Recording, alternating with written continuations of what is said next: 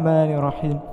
Selanjutnya untuk mempersingkat waktu, kami mohon kesediaan Al-Mukarram Al-Ustadz Dr. Haji Abdul Falah MPhilI untuk menyampaikan kajian. Kepada beliau dipersilahkan. Syukran jazila. Bismillahirrahmanirrahim. Bismillahi wa bihamdih. Assalamualaikum warahmatullahi wabarakatuh. Alhamdulillahi rabbil alamin. Wabihi nasta'inu ala umurid dunya waddin.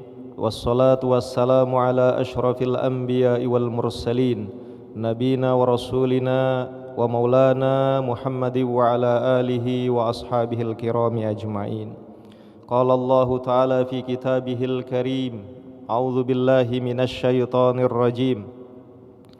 Ma salakakum fi saqar?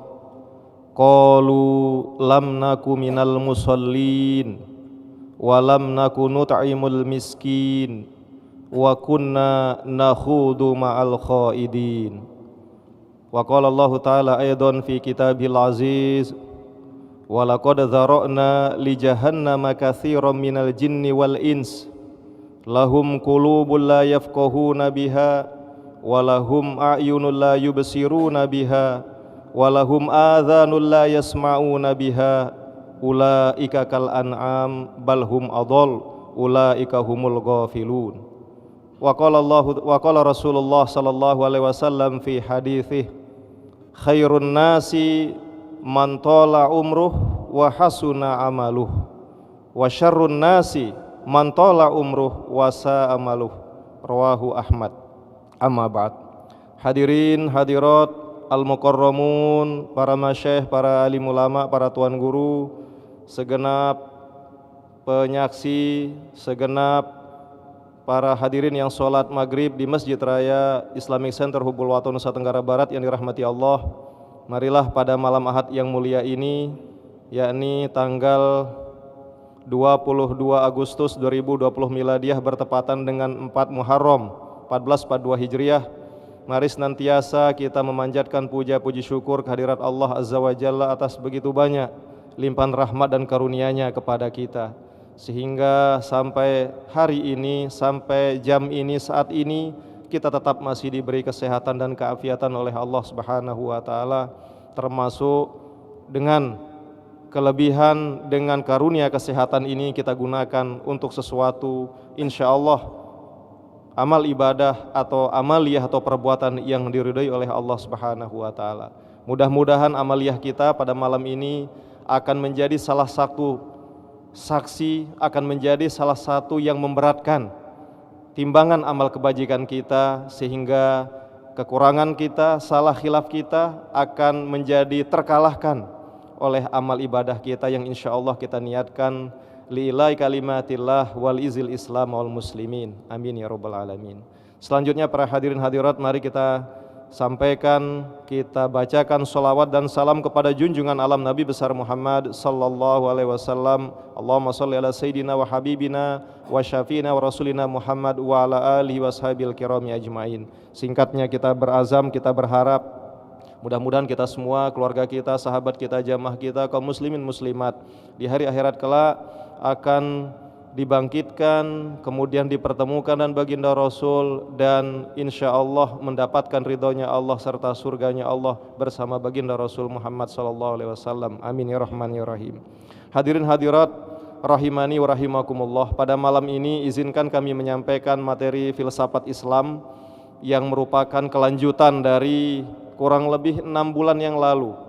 Ya, jadi kami ingat sekitar tanggal 7 Maret terakhir kita menyampaikan materi filsafat Islam terkait dengan masih hakikat manusia bersama segala potensi yang dimilikinya. Dan pada malam yang mulia ini izinkan kami menyampaikan materi dengan judul perwujudan 3 eksistensi manusia versi Al-Quran dan filosof Barat Soren Kierkegaard.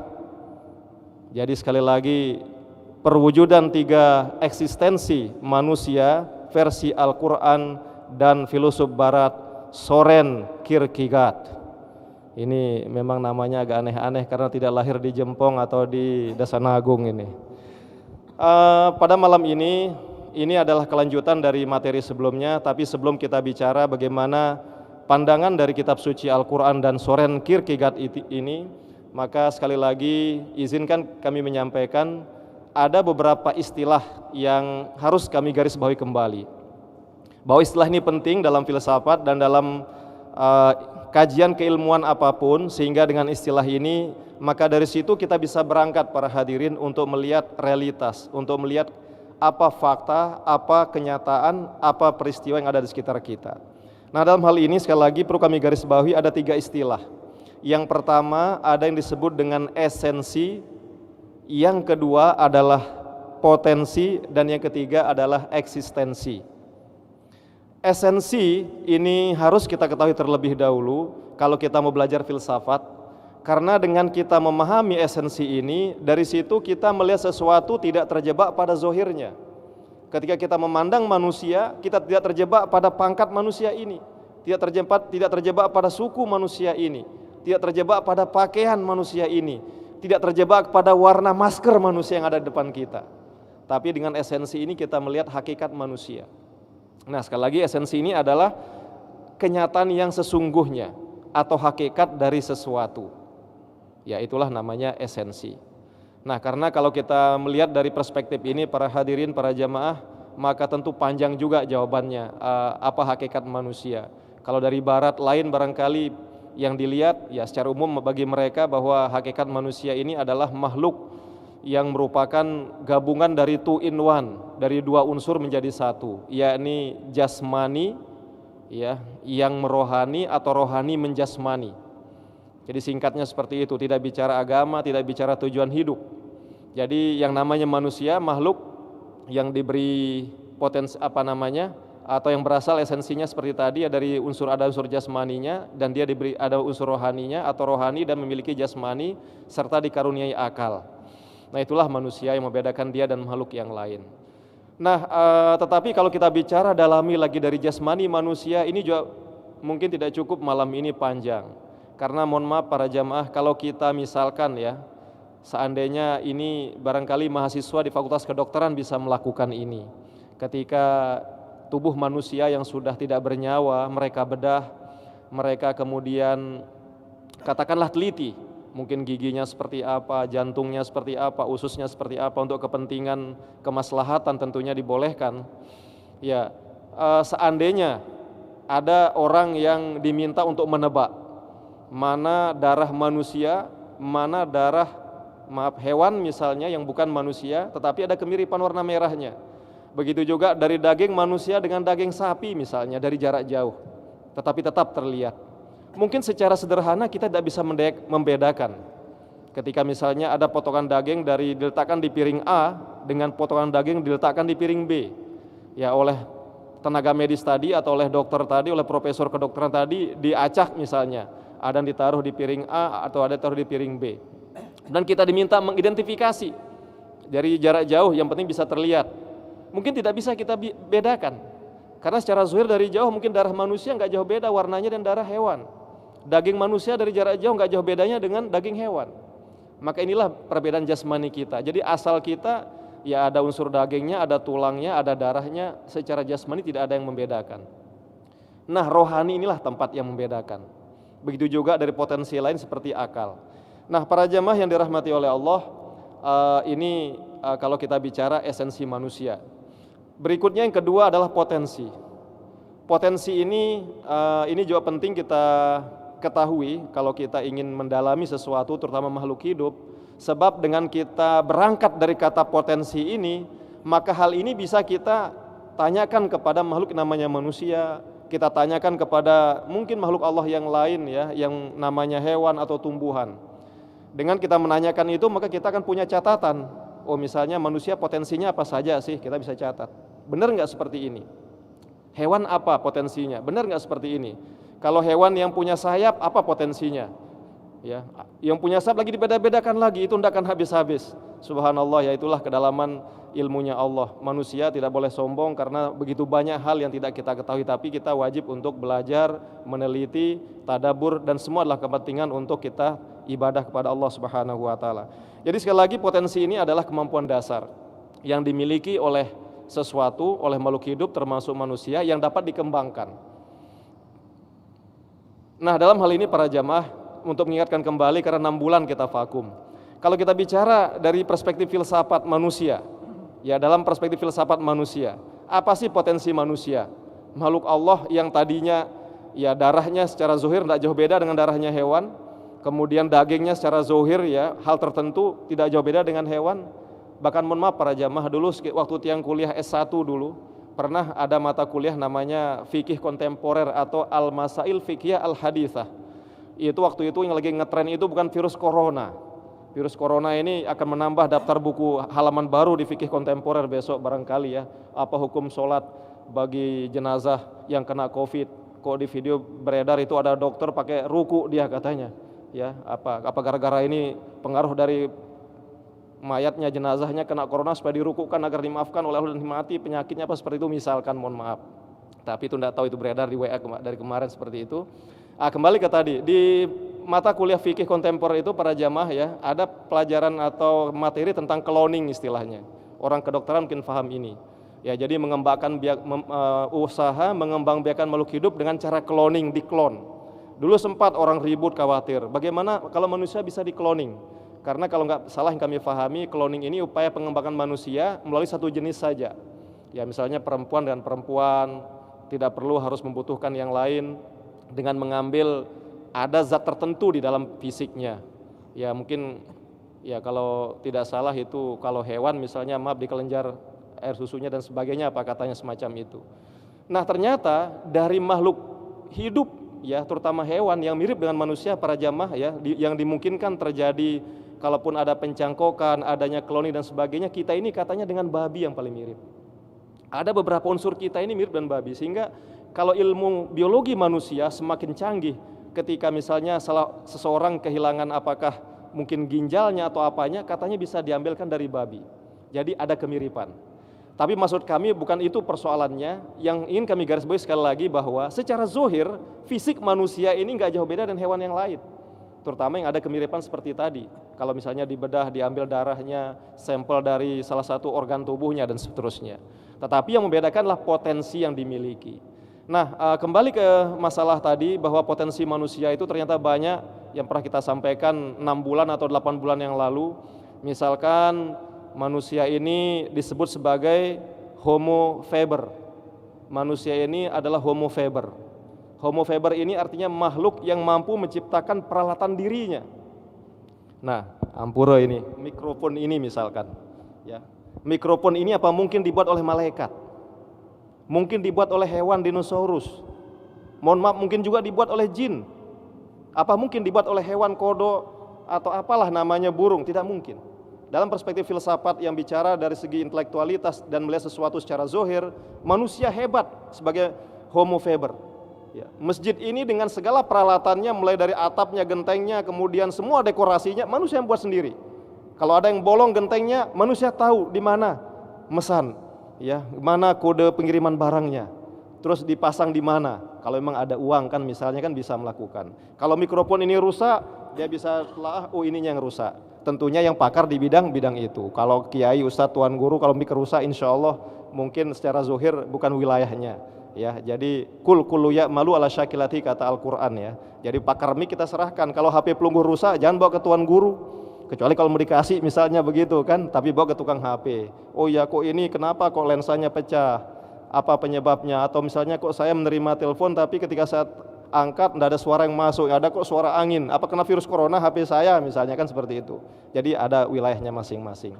Tapi itu satu contohnya Homo faber. Banyak sekali Bapak Ibu ya para jamaah. Kita gunakan kendaraan kalau rusak ada tempat spare partnya. Macam-macam mereknya lagi. Ada Suzuki, ada Toyota, ada lagi apalagi itu yang Nissan, ada lagi macam-macam. Semua juga detail-detailnya luar biasa. Hebat manusia dari perspektif ini.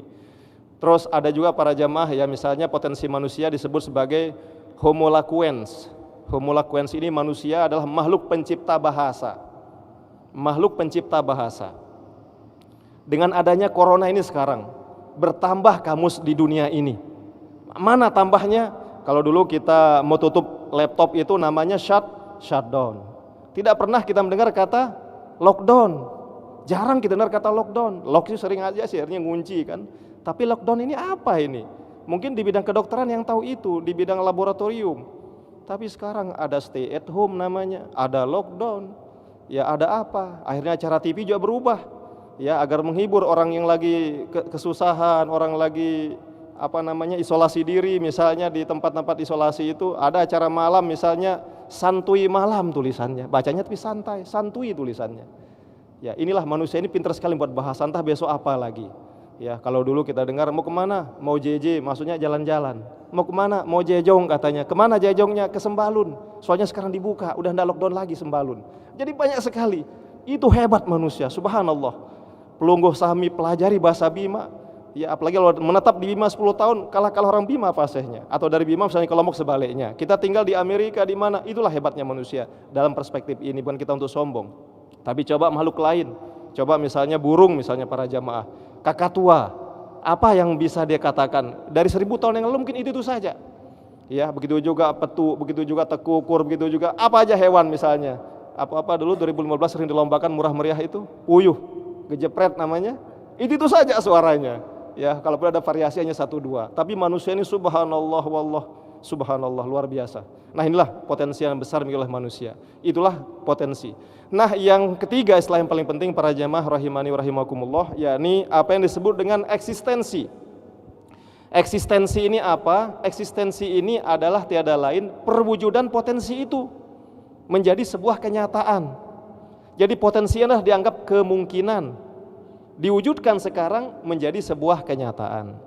Kira-kira Ampuro ini ada di antara kita yang pernah mendapat juara 1 tilawatil Quran di sini seperti Syekh Muammar dulu. Yang waktu kita kecil dulu Muammar apa namanya itu ya. Ya pokoknya jago tilawah. Muhammad ZA, Zainuddin MZ. Ya ini ZA ya, Zainuddin MZ. Ini ZA, Muammar ZA. Oh mungkin tidak ada, kenapa? Mungkin kurang kita latihan. Tapi apakah kita punya potensi? Sangat punya semua. Selama suara kita keluar, kalau kita latih terus menerus, insya Allah, biiznillah, apalagi imam kita juga tadi Al-Mukarram, semua kita boleh jadi sama atau bahkan melebihi Ustadz Muammar ZA. Itulah namanya eksistensi, jadi perwujudan dari potensi yang kita miliki. Nah para jamaah yang dirahmati Allah, di dalam kitab suci Al-Quran memang ada 2 potensi besar manusia. Dan kita semua berada dalam kedua potensi itu. Apapun profesi kita, apapun keahlian kita. Nah, misalnya dalam surat Asy-Syams ayat 8 Allah berfirman di sana, A'udzubillahi minasyaitonirrajim, fa'alhamaha fujuraha wa taqwaha. Allah Subhanahu wa taala telah memberikan 2 potensi kepada manusia secara bersamaan. Apa itu? Fujur yang pertama, potensi keingkaran, potensi fujur, kefasikan, potensi melawan, potensi pagah, potensi menyerang, potensi salah. Wa taqwaha yang kedua. Yang kedua adalah potensi benar, potensi soleh, potensi kebaikan, potensi kemaslahatan ada pada manusia. Kalau salah satu para jamaah ya, kalau manusia ini hanya satu potensi dikasih, yakni fujur saja, kita bukan manusia. Mohon maaf, kita bukan manusia. Tapi kita maaf iblis mungkin. Karena iblis ini titik ekstrimnya adalah fujur. Fujur tertinggi, tidak ada kebaikan sama sekali. Kalau ada baiknya bukan iblis namanya. Tapi insya Allah seburuk-buruknya manusia pasti ada nilai kebaikannya walaupun sedikit. Ya, mungkin siapa yang paling jahat di dunia ini pasti dia pernah memberi kebaikan kepada tetangganya, minimal ke anak istrinya atau pacarnya atau siapa saja yang disenangi. Ya, itulah manusia. Atau sebaliknya potensi takwa tadi. Kita juga tidak diberikan takwa sepenuh-penuhnya oleh Allah. Kemudian hilang unsur fujur kita. Karena kalau itu yang terjadi, kita bukan manusia. Siapa? Ya kita mungkin Jibril, kita mungkin Mikail, kita mungkin Israel, kita adalah malaikat. Bukan manusia. Tapi manusia, apakah dia tuan guru sampai ke bawah, bahkan tuan guru pun ujiannya semakin besar ceritanya kan. Itu ada di Al-Quran juga. Kemudian para nabi rasul ujiannya, tantangannya, kemudian apa istilahnya itu, cobaan dari Allah itu sangat besar. Karena itu manusia ini selalu berada di antara dua potensi ini, fujur takwa, takwa fujur, fujur takwa.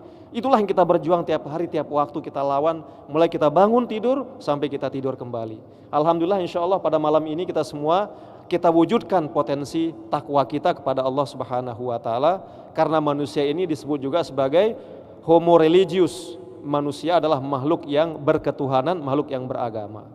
Hadirin hadirat jamaah yang dirahmati oleh Allah, sesuai dengan tema utama kita kembali kepada terkait dengan pandangan dari salah satu filosof besar yang berasal dari Denmark atau Eropa yang bernama Søren Kierkegaard. Sekali lagi namanya Søren Kierkegaard. Dia ini hidup antara tahun 1813 sampai 1855. Jadi usianya kurang lebih hanya 42 tahun dia meninggal, tidak lama dia hidup. Nah, kurang lebih dia meninggal ini 90 tahun sebelum Indonesia merdeka. Kan kita merdeka 1945, dia meninggal ini 1855, ya kan? Berarti 90 tahun sebelum merdeka dia udah meninggal, dan dia punya pendapat. Pendapatnya apa para jamaah terkait dengan eksistensi manusia, dan ini kita lihat dari perspektif Islam juga sedikit nanti. Yang pertama, menurut Søren Kierkegaard ini, manusia ini dapat mewujudkan eksistensinya ini melalui 3 tahap. Tahap pertama adalah tahap yang paling rendah dan tahap yang tidak baik. Tahap pertama ini disebut dengan, menurut dia, yaitu eksistensi estetis.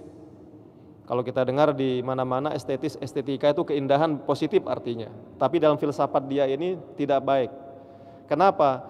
Kalau seseorang ini hidupnya hanya berada pada kategori eksistensi estetis, ya menurut Søren Kierkegaard ini para jamaah, hidupnya ini hanya untuk berhamba kepada nafsu, kepada uang, kekuasaan ataupun wanita atau apa saja yang disenangi tanpa peduli orang lain. Jadi orang yang berada hidupnya ini setelah dapat uang berfoya-foya, tidak peduli dan orang lain, pokoknya makan, minum dan mohon maaf kebutuhan ya suami istri itu saja yang dilakukan, ya bersenang-senang berfoya-foya, maka orang ini berada pada taraf eksistensi yang paling sederhana, paling dasar, dan itu bukanlah yang terbaik. Apa itu eksistensi estetis tadi? Dia tidak peduli orang lain. Nggak mau tahu. Gua hidup sekarang ini. Kalau besok mati ya urusan gua di akhirat. Kalau memang ada akhirat, tapi gua yakin nggak ada akhirat. Kurang lebih begitulah. Ini rata-rata orang ateis, orang tidak bertuhan, tidak punya visi hidup, tidak yakin dan hari kebangkitan dan seterusnya. Nah ini namanya eksistensi yang sifatnya estetis. Nah nanti kita lihat bagaimana Al-Quran misalnya para jemaah yang dirahmati Allah tadi dalam muqaddimah.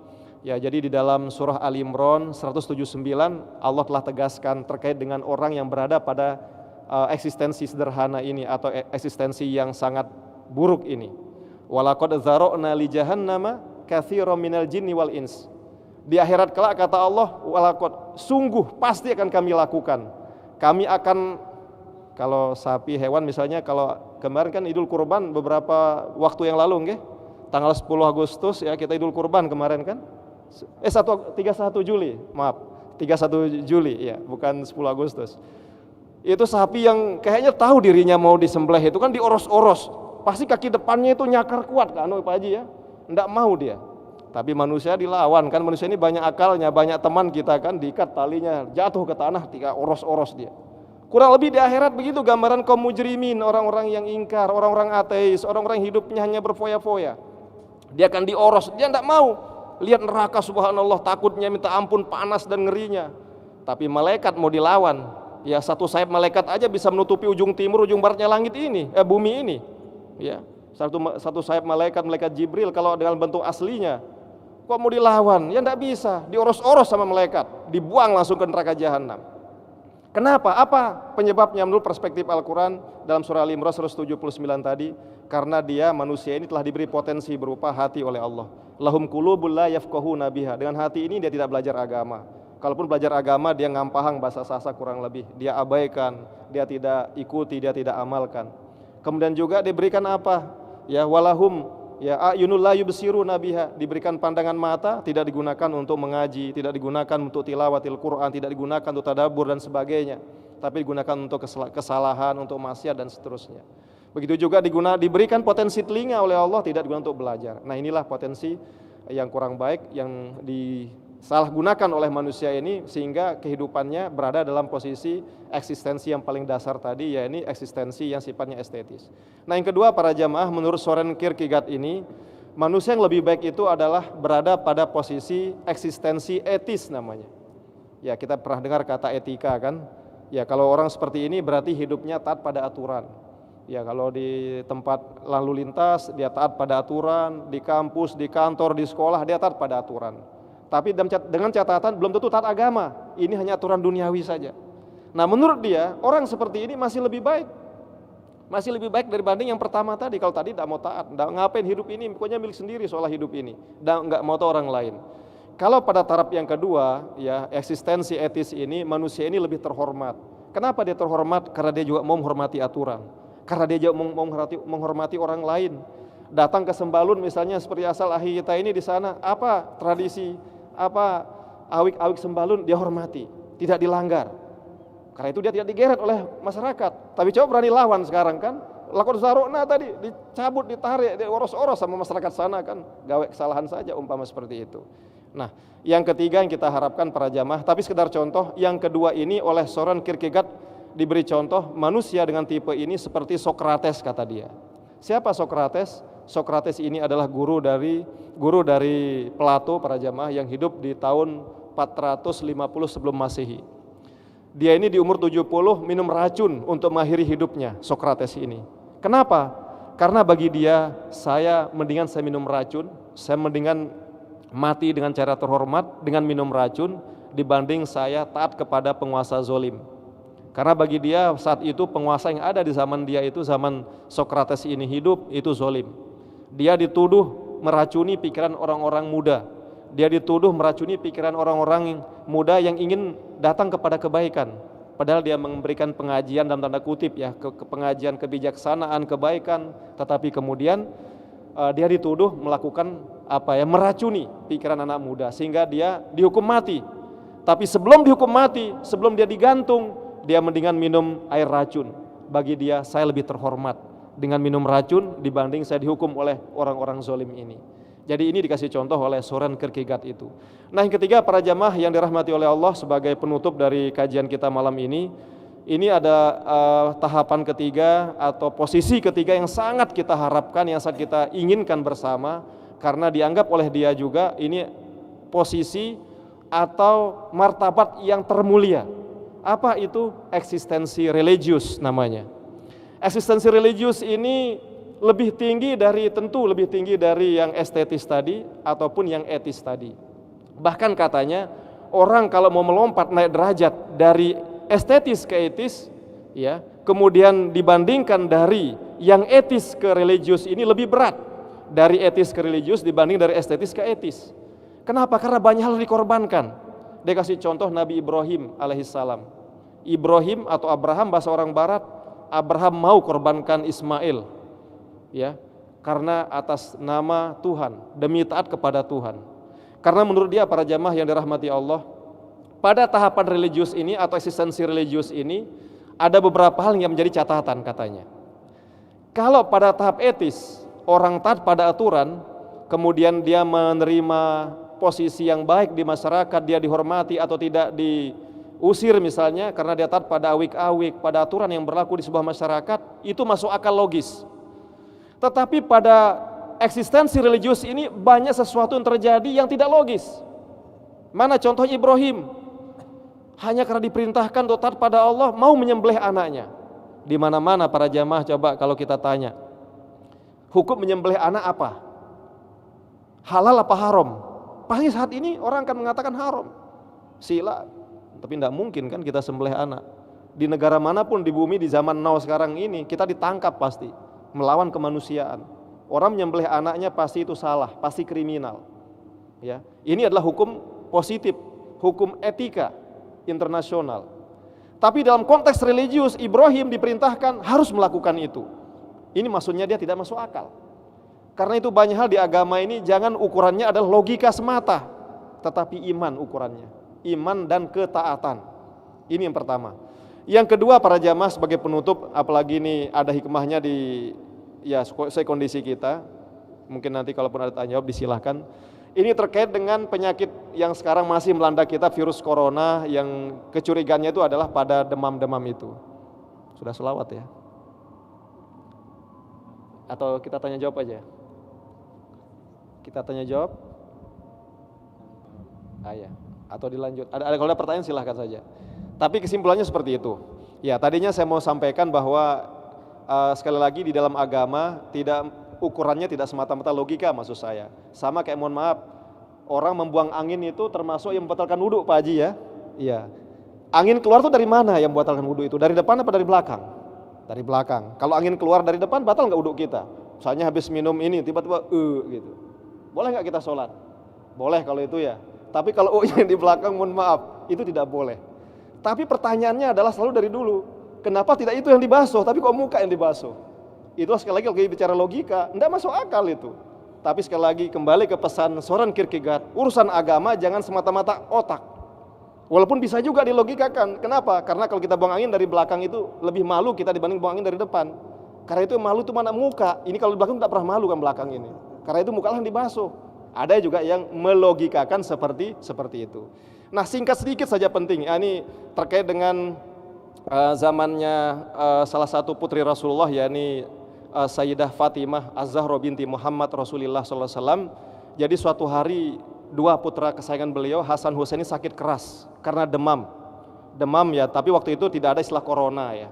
Wabah corona atau taun itu belum ada saat itu. Adanya zaman Umar yang kami tahu. Nah, segala obat sudah dilakukan para jamaah.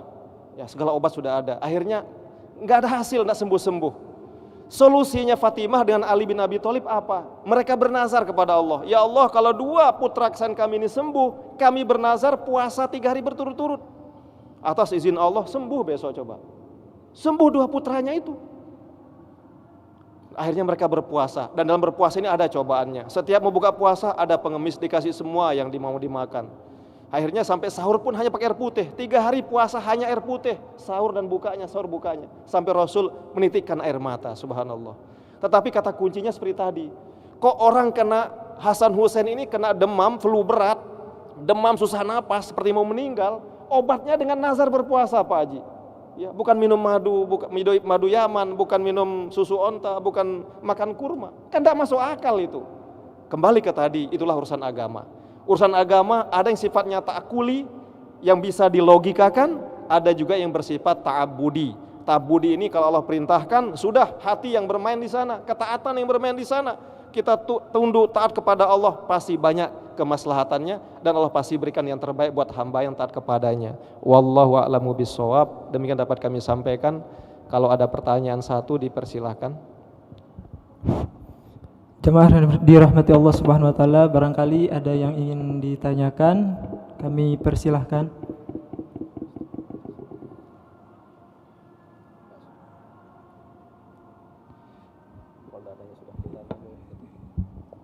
Ya, kalau memang tidak ada kita berikan kesimpulan sekali lagi para jamaah. Jadi di antara orang barat pun ternyata beberapa pemikirannya ini seperti mengulang lagi apa yang tertulis dalam kitab suci Al-Quran. Seperti Soren Kierkegaard ini mirip sekali pemikirannya dengan salah satu atau beberapa ayat Al-Quran, terutama surat ya, Al-Mudaththir ayat 42-45 ya, yang kami baca di muqaddimah tadi. Ya, ma salakakum fi sakor. Di hari kiamat nanti ditanyakan kepada orang yang masuk neraka sakor. Wahai para pendosa, apa yang menyebabkan kalian masuk ke dalam neraka sakor? Dengan kesadaran mereka menjawab, lam naku minal musallin. Kami tidak termasuk orang-orang yang sholat. Nah, melaksanakan sholat ini kalau kita menggunakan teori Soren Kierkegaard, indikator adalah eksistensi religius, diantaranya mengerjakan sholat. Kemudian yang kedua, walam nakunut imul miskin. Ya, jadi mereka juga karena abai, ingkar, tidak mau memberi bantuan kepada fakir miskin, orang yang membutuhkan. Nah, menggunakan istilah dari eksistensi Soren Kierkegaard ini berada pada fase yang kedua, yakni eksistensi etis. Tidak taat pada aturan, tidak taat pada masyarakat, tidak membantu yang lemah, ya, yang merasa membutuhkan dan seterusnya. Kemudian wa kunna nakhudu ma'al khaidin, dan kami juga terbuai di dalam perbuatan maksiat baik dengan ucapan maupun perbuatan. Ini masuk dalam kategori yang pertama tadi, eksistensi estetis. Hidupnya hanya hedonis, memenuhi kebutuhan syahwatnya saja, makan, minum, perut, kelamin dan sebagainya. Jadi kita lihat ternyata jangan-jangan dia ini mengambil dari Al-Quran. Karena orang barat ini pintar juga, dia walaupun non muslim tapi dia belajar Al-Quran. Sekarang kita yang Islam ini harapannya, idealnya agar kita juga jauh lebih banyak mengkaji Al-Quran.